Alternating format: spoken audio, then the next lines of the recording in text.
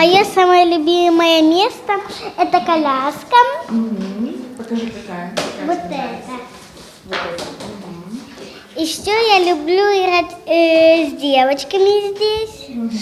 Мы играем либо в Дочь матери, либо в школу.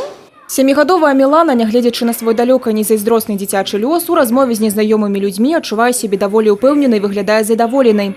Дзяўчынку разам з малодшай сястрой прывезлі ў часовы дзіцячы прытулак 1 кастрычніка. Так, на жаль, склаліся абставіны.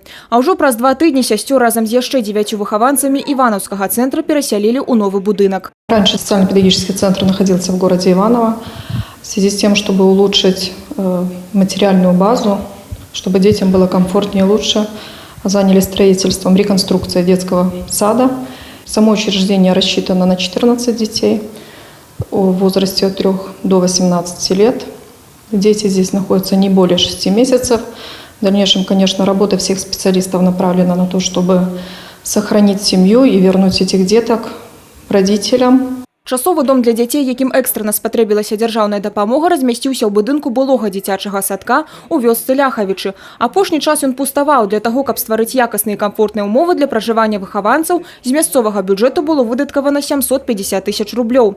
Будаўнічыя работы вяліся 7 месяцаў. Істотную дапамогу ў напаўненні прытулка аказалі спонсары – дзяржаўныя, прыватныя арганізацыі, мясцовыя прадпрымальнікі. Хочется выразить слова искренней благодарности руководству нашего района, строителям и всем людям, кто принял активное участие в благоустройстве, строительстве и оформлении нашего дома, который действительно стал сейчас уютным и дорогим для нас.